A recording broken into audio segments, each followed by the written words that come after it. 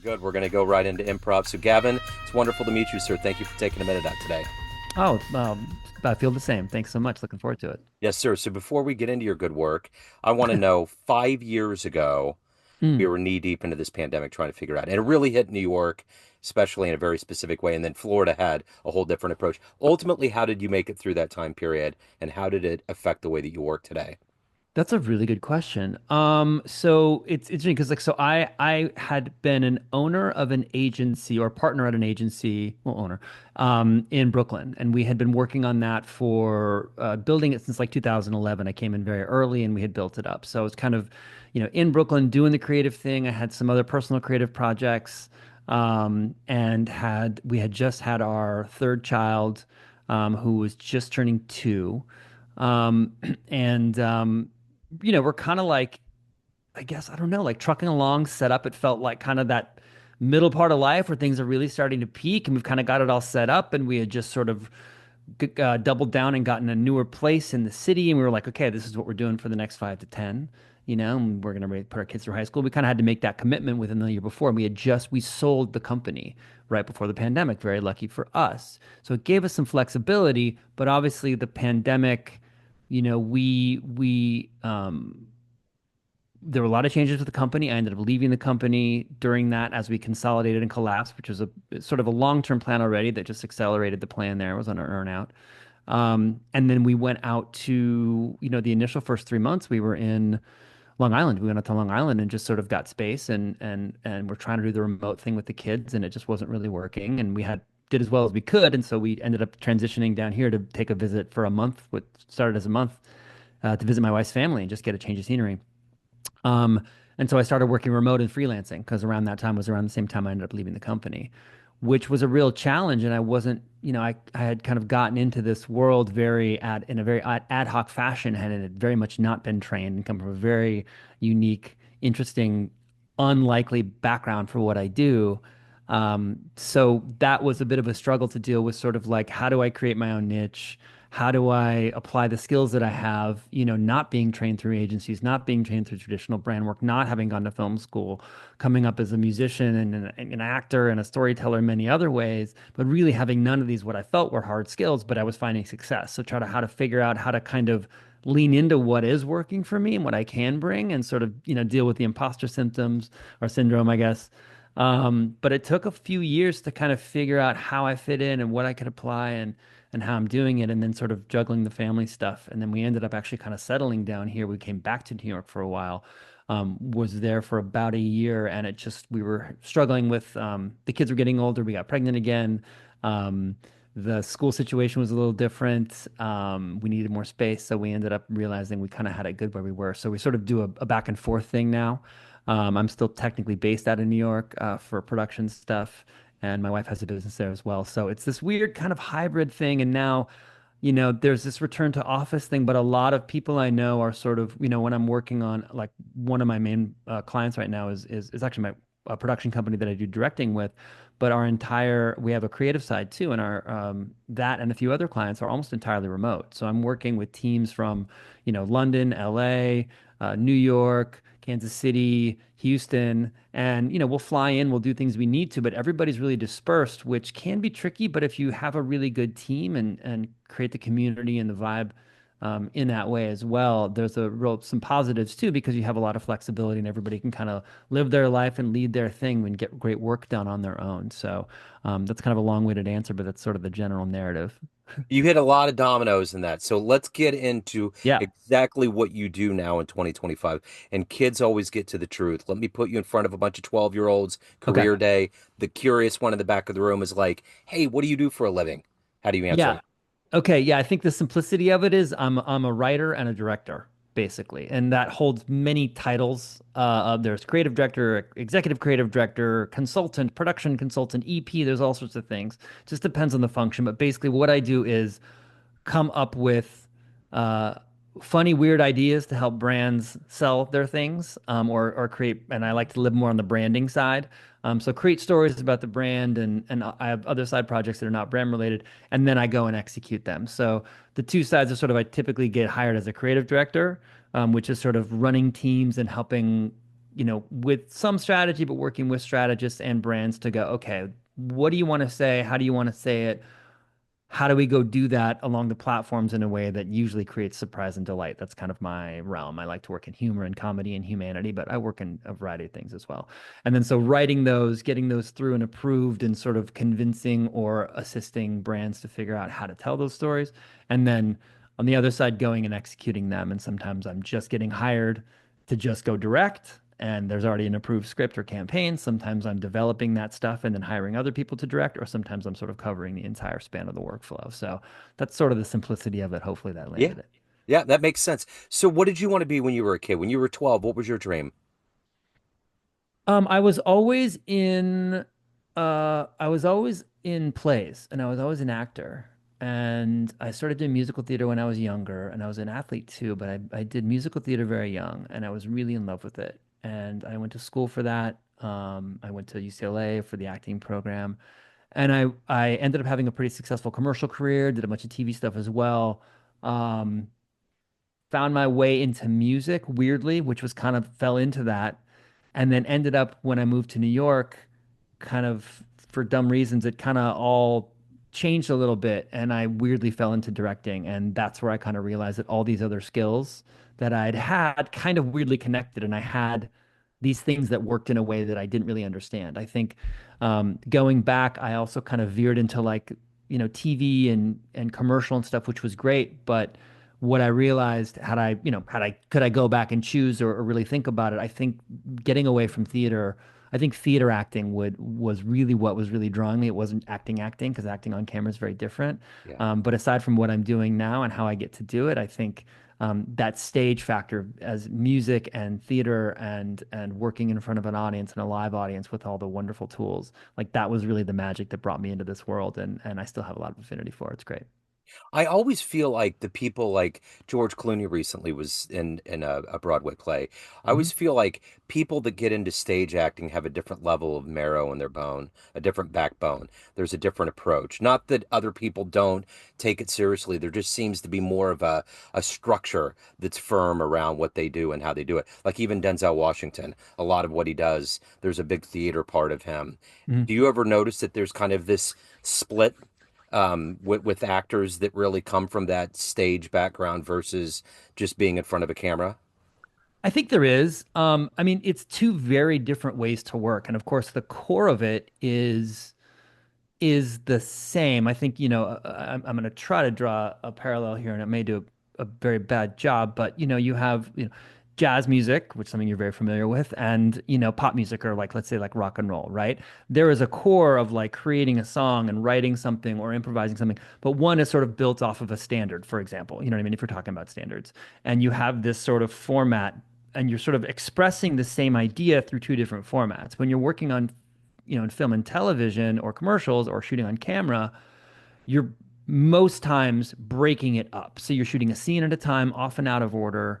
You don't have the immediate feedback of an audience. And so you really have to be, I, in many ways, think it's actually much harder in a lot of ways. And a lot of actors who came up doing that, for them, it's second nature because you're sort of individual. And it's not that you can't do it, but there's something about being on stage where you're working over months and you're running over acts or scenes and there's a linearness to it. And so every night you're sort of it's like a racetrack. You're just sort of shaving a few seconds off a little bit, or trying something a little bit new. But there's this natural build to it every time, and I think that kind of organic nature about it appealed to me, and also just that immediate like creation of an effect to an audience in the room, and then you're done, and then you got to do it again the next day. And whether that's music, playing music, but that sort of immediate electricity. And I think the best actors are ones who can kind of understand where that came from and then go back and forth. Like Denzel is amazing because I would assume he's drawing a lot on his theater background, but also able to apply that. And there are wonderful actors who've never been on stage or just doesn't appeal to them as well. I think there's a lot of forced into one or the other. And I think they're ultimately the same skill, but it's applied in a very different way. And it's a very different cadence and rhythm. And I think just some actors are drawn to different ways or just more used to it. But for me, certainly, there's nothing better than being live on stage and connecting with humans in that way. I think that's just such a fun way to do it. Yeah. No, that's a great description. Let me ask you this. Who has been that inspirational force for you? A hero that's Mm. that's been a part of your evolution as a creative? Oh, that's a really good question. Someone I know or just anyone like a North Star kind of thing? Yeah, it could be any or other, all the above. That's a really good question. It's funny. The first person that comes to mind, I'll just go with that, was actually a teacher of mine, and she was my, let me think, it was probably like my sophomore junior year in high school. And I was doing kind of the high school. I was a soccer player, so I played soccer, and we had a really good team, and I was part of that thing. And I had been doing theater at school initially, but then kind of on the side, like summer stock and sort of semi-pro theater. We had a really good one in the area, and so I was working on that stuff and kind of kept them separate. Like I wouldn't do school plays anymore, and it wasn't really so much about being like socially worried about it. Like I think it was known. It was just like I kind of kept the two worlds a little bit separate. And she had seen me work and had seen me, she was my English teacher and she'd seen the writing that I'd done. And I had done some stuff for school where I was writing sort of skits and plays and putting on shows and stuff like that for like comedy things that we would do at school. And she basically sat me down she was one of my advisors and she sat me down and I was like, what do you want to do? Or are you going to go to college? And I was like, well, I don't know. I kind of want to go to the Air Force and I kind of, because I wanted to be a pilot because my dad had been in the Air Force. And I was sort of a little wandering and didn't really know. And she basically was just like, okay, screw all that. Here's the deal. You're applying to these schools. You're applying to, Cal Arts, Juilliard, UCLA. And she like gave me a list of all these art schools. And it never occurred to me what like why, you know what I mean? Yeah, I'm good at this and I like it and I could maybe make a run at being an actor and I love that, but like I don't know, I just, what do I want to do, where do I want to go to school? And she really sat me down and almost gave me no choice but with love, like you're not gonna go be in finance, Gavin. You're not gonna do this is what you're really good at. You tell stories. That's what you do. You've always done that, and you're good, and you're a good writer and you're this. And she kind of like really steered me in a way that no one had ever done. And so in a way, like it opened my eyes. And as soon as I saw that, I was like, oh, I can go make a life at that and go do that. And I don't really know what it means, but like I'm just gonna go try to do the things that I'm good at and enjoy. And again, I've only made money telling stories one way Yeah. or another. And that's what's really been weird. And so weirdly, like living up to that insight from her, I've kind of driven at, even though I haven't spoken to her or seen her in years. Um, that was kind of the first person. There had been comments and sort of adjustments, but somebody who really kind of take my head, or be the neck and be like, no, no, no, you got to look over here. This is what you're going to be doing, and whether you listen to me or not, you'll find your way here. So I'm just going to save you a lot of time because I know a lot of kids. I'm watching a lot of kids. I see what you're doing and what you're drawn to. Do this, and I trusted her, and I'm really glad I did. And so, sort of living up to that, as of course, when we're younger, we're always looking at, oh, I'm gonna, I think there were opportunities that I, probably squandered. I probably squandered more opportunities both in music and in acting than most people have had. I've gone up and down. I've made a family a huge choice. I've lived in a weird market, but I've always found that staying true to that core of storytelling and what I really enjoy and continuing on, I'm like, I still have 20, 30 good years left, so I'm not done yet. So it's like going through adversity and finding the ways to do what I enjoy, then it doesn't make it feel like work. Of course, there's deadlines and there's stress and stuff like that, but that there is truth in that, like do what you love or what you really enjoy, and you're not really working so much. Is maybe the softer way of saying that. But I think following her advice and understanding who I was and kind of what I was drawn to and understanding there's some sort of key to happiness in that and being able to find a way to do it, however hard it can be, whether that be you know, famous actor, working theater musician, recording artist, or brand creative. It all comes from the same place, and I get to express it in a fun way. So, I'm really grateful for that, and that's kind of what I try to aim at, and try to see if I can figure out how to get even better and better every day. And the interesting thing about your profession is that there's this merging of being creative and Mhm. having like a business sense. The business creative worlds kind of come together, so to speak. When Sure. did you know that was there a project? Was there a reaction where you knew that you found the perfect world of being creative and making a living so you could raise a family, so you can do what you want to do? Was there a moment like that for you? Yeah, I mean, I think it was a very just, not to get too personal, but it was a very weird. There was literally in looking back, and I never engineered it like this, but it basically came down to like going to see about a girl. or the band. You know what I mean? I had had a pretty successful acting career. And I mean, I'd been doing commercials and I had been getting tested for some things, and it was not a household name by any stretch, but I was working, and I think there was an opportunity to continue with that, and I had been doing making my living doing that, and then I was in a band, and we were doing well. We were touring. We were signed to a small label who had distribution. This is all way before like Apple and Spotify and all that stuff. And what's funny about that is, we kind of came and went beforehand, so we still have this archive of stuff that I actually bought back from our label when all it fell apart. So I need to put that on. That's like on my to-do list this year. I Nice. realized, man, we should just put it out there and give it a life, huh? Yeah. Anyway, um, um, long story short, like right around the time we had basically been doing well, we'd gone on tour, we had a record that was in the pipeline. We'd sort of soft released it, and we were about to release it in March. I had made a plan to move. My then girlfriend, now wife, was living in New York. I was living in LA, and we'd been sort of doing that for a year and a half. And I was like, okay, we're set up as a band. I can go to New York, live there, and then when we go on tour, I'll fly to LA, we'll rehearse and we'll go, and it was doable. And we had a front office and it was kind of set up that way. So I'd made that commitment. I'd started, and I could get my acting money over there because there's actually agents and brands there too. So that was kind of the idea. And basically, right prior to my moving, our management our manager went to prison, basically, is the short version. And, we lost that deal and all this stuff happened. And it was kind of this like, well, do I stay and try to pick up the pieces and we sort of start from scratch, or try to get this album released, or try to sell it to somebody else and put that on pause? Or do I just kind of go, to see this woman and be with her, and we've been together for a while, and go to New York and see if I can make it work with the music? And I kind of just chose that, as sort of like, and looking back at the lens of it, it was sort of like, now it's very stark contrast of like, career art, fully baking that in, or do I want to kind of really get into family at this point? Because I'm in sort of my mid to late 20s at that point.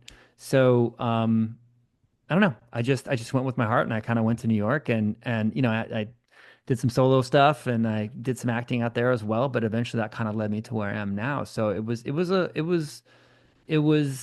a weird choice. I didn't realize the choice I was fully making, but it just felt right. So I did it, and I'm glad I did. We got 4 kids now, and we've been married almost 20 years. And it's been a happy thing. But yeah, there was definitely this like choice of like, okay, now I want to take on this responsibility as a father. I want to create a family. And obviously there's tons of people in the arts, like the pure arts, that are having successful families as well. But just my journey kind of led me here, and I think I never fully made a choice. I can't survive doing anything other than this. So like, I don't know that I had a choice of like, I'm gonna go get a real jobby job, but because I would never last. But I've somehow been able to cobble together and create, some kind of business. It's funny you sort of mention entrepreneurship or whatever, because I think of myself as not an entrepreneur at all. I'm literally just a guy with crayons who somehow tricks everyone into letting him, make stuff for them. Um, but somewhere in there's a little bit of logic. Maybe I'm not really sure what it is, but it's working out. So we'll see if we can keep it going. So as a creative, what gets you up every day? What is it that motivates you to evolve and to continue this process of telling better stories and presenting it and, and just evolving as an artist? I like we call it cracking the story, you know what I mean? Or cracking a script or cracking an idea. And sometimes you're working on really big things, and sometimes you're working on very small things. But I'll just get like right now I'm working on a project it's very short turnaround, and it's for a big network and a big show. And there's I've only been doing it the last couple of days, and there's a big brand that's tying in, and there's a big sort of publisher that needs to tell it on their platforms. And so there's like 4 different layers of story that you're trying to sort of make work, and it's a big puzzle. And I get a weird emotional high from just being able to take a taste level and go, okay, how does this actually work together? Like both mechanically from a story perspective, then like logistically, like how can you shoot this in in the space that's allowed, right? There's that, and the time that's allotted with the person who they need. So how do you write it in a way that fits those 2 things, but then also weaves in these 4 other layers of story? It's an insanely complex problem. Sometimes they're not always as complex, and you got to solve it in like 2 days. Yeah. So there's this kind of thing of like, I'll wake up and I'll be like, oh God, I gotta do this, and I'll get stressed out. But like when I get into it and I can kind of get in my flow, I kind of love it. And it's really frustrating. But there's something about just cracking that thing. And it is ultimately at the end of the day a story. And then if you can take all that and then have something at the end of the day that you're either shooting or writing and sending off, and inevitably many, many things can happen to it between the time it's bought and it's shot. But sending it off and you read it and you're like, oh, that's good. Like that's really there's a huge payoff for me. And then when I'm just directing, um, that's super fun too because you're taking that work that so many other people have worked on and you're getting a fresh thing at it. And then your job is to just like walk in and you have, however much money, however much time, however many people. And it's like that's a little bit more like theater in a funny way too. It's like, great, we have 8 hours, we got 4 locations, I've got this equipment, I've got these people. And in the end of the day, I only get, if I'm working with talent, out of the, let's call it a 10-hour day, right? I'm actually probably shooting with my talent. Let's say I'm doing 2 spots in a day, 2 to 30 second spots. Probably only actually camera time that will end up in the cutting room floor to use. I'm probably from action to cut. Maybe I'm shooting with them for 10 minutes, Yeah. Yeah. maybe 15. Yeah. So it's like, how do you concentrate all of that energy and effort and consolidate the vision and solve that problem? And again, it's about getting in the flow. When I'm in the flow, it's super fun. The thing that I get stressed about is when I keep getting pulled out of the flow because I got to go have this meeting or I've got something with, some other kind of conflict. But when you can kind of get in that flow, and, I hate waiting around on set. Like breakfast is the worst. Lunch I can hate because you're just like, we were just working and now I gotta stop. You know what I Yeah. mean? And I Yeah. just want to keep going. And like when we're shooting, it's so much fun because you're just dealing with actors and people Yeah. and you're getting laughs and you're finding it. But there's always this pressure. So I think for me, it's just about it's finding that answer, finding that story. Oh, it's not working. What's gonna work? And the play of it, I think, is what really gets me out. And I think of myself as pretty lucky that ultimately I just get to like write dumb things and things that make me laugh or things that intrigue me. And there's a lot of logistics in, how to sort of shape those and sell them through or listen to, because you don't always get to do it. My way isn't always the right way. A lot of times the feedback is correct. But again, it's just added layers of problems and the complexity of it. But there's sort of a fully creative part of it, but there's also a very kind of weird scientific part of it with the logistics and the production and the needs. And those two things and how they meet, I think fascinates me a lot. So at the end of the day, everyone has a perception of you, family, friends, clients, colleagues, everyone that you work with, but you run the show. What's your perception of you? Who do you think you are? Oh man, that's a really good question. These are good, Joe. You've done this before. You're good. You're good. You're really cutting to it. What do I think of myself? I mean, again, I'll just go with kind of flash answers here. I think I crack up sometimes that because I still feel like I'm about, I think of myself like I'm probably 19, Yeah. 18, 19. Yep. Like, maturity level, maybe a little more intelligent just via experience, but just kind of like I sort of find myself sort of happy in that sort of 19 to 20 realm. Yeah. And the fact that I got 4 kids and I'm of a certain age and I look around and I see dads that are my, and I'm like you look like a dad. Like I don't look like a dad. Right. I don't act like a dad. So I still think of myself as kind of like, and I know I'm not the only one. I think a lot of, adults and people, we all kind of feel younger than we really are. And it's kind of funny to start to see yourself on that side of things. And it's one thing to see yourself on that side of things, just understanding that you're a certain age. But then when you're like, oh God, I got a house, I got kids, I got, mortgages and like all those kind of things, you're like, oh, I'm that guy now from when I looked when I was a kid. Holy Right. crap.